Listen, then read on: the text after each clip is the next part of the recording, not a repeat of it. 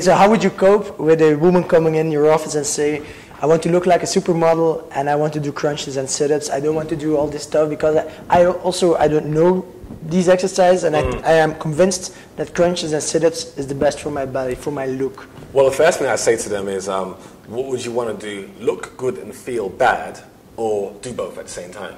Because obviously I explained to her the supermodel thing where in controlled studies they've shown that supermodels overall have the worst breathing pattern because they're taught to hold their breath while they walk up and down the catwalk, so that they over-accessorize. So rather than what we call is AP, which is anterior, posterior, and lateral breathing with ribs move out, stomach moves out, and the back expands, and then the final stage is you get elevation of the chest.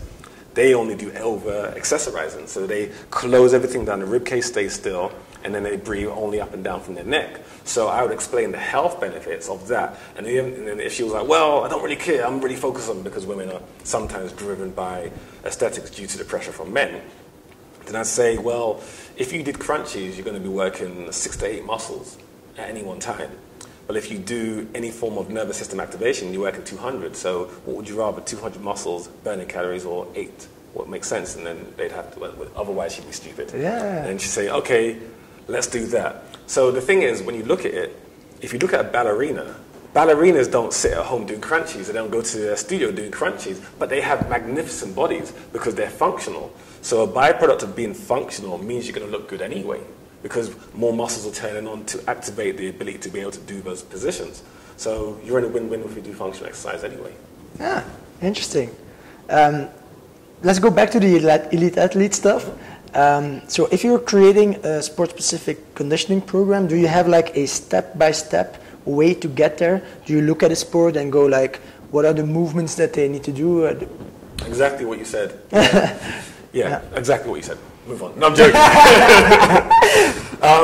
Yeah, definitely I would study the sport. Paul CHEK always said to us, if you have an athlete, let's say a football, for an example, if you have a footballer that you're working with in their elite level, so in that top 1%, find the best footballer ever in that sport. Find video in that person. Watch that person perform in every single movement that your client is performing. Compare the two. Find the deficit and try to close the gap.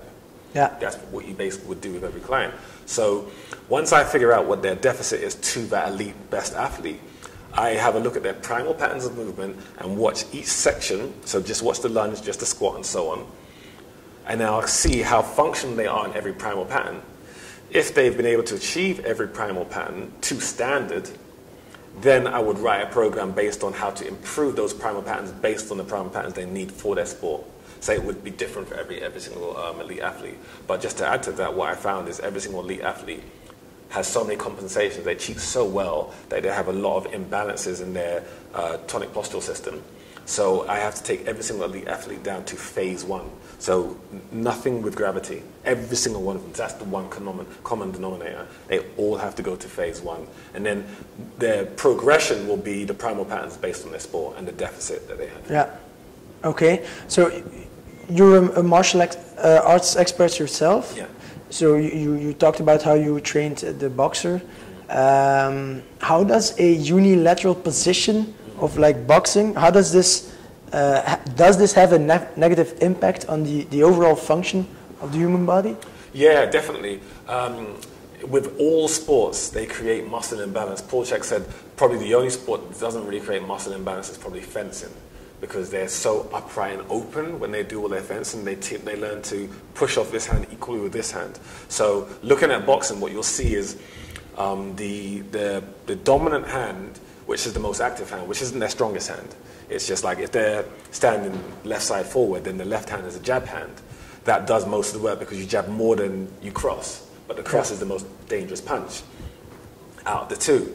But because their left hand is more active, they're getting more repetitions out of that left hand. So let's say they may do 20 jabs for every right hand. So because of that, they're obviously creating muscle imbalance. Yeah. And any form of muscle imbalance alters the resting tone relationship between one muscle and its opposing muscle. So therefore, you're going to have more stress on one side of the body versus the other side. So therefore, one side of the body is going to be more hypertonic or facilitated. So it's going to create a wrestling effect against the opposite side. So it's going to affect and alter your posture. So therefore, if you have a worse posture, then you're going to have worse alignment. Therefore, you're going to have poor motor function. Yeah. So it's going to retard. So my point in that is it's going to retard function.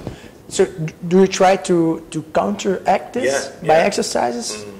Or do you think like this is a good way for them to be because it makes them good in what they should be able to do? Paul CHEK was saying, you know, most athletes, they think that these imperfections help their sport, but he said, okay, that's good that you're that good with your imperfections, but how long can you be that good before you break down? So you'll always get found out. So you'll be the best in your sport doing the things the way you do, but only for 5 years. Yeah. You know, whereas people that have better posture, like Muhammad Ali, who's very graceful, they have better posture and they can do it for a very long time. So what I would do, in answer to your question, if they have far more strength in their left shoulder versus their right shoulder, their left tricep versus their right tricep, because they're doing more extension through the arm, in my training with them, I would simply get them to, rather than alter their boxing patterns, I'd just get them to do more right-handed stuff to, you know, kind of shift the gap between their strength deficit. So I'd say, right, we're going to do more right side exercises because you're going to do more left when you train anyway. And that maintains their balance. Okay. Yeah, so okay. Quite simple. Warren, thank you for the interview. I really appreciate it. And I hope we meet again. I know I talk really fast for all those people in Europe. Hopefully you'll get my English accent not too quick. So. Shouldn't be any problem, I think. Thank you so much. Okay, thanks.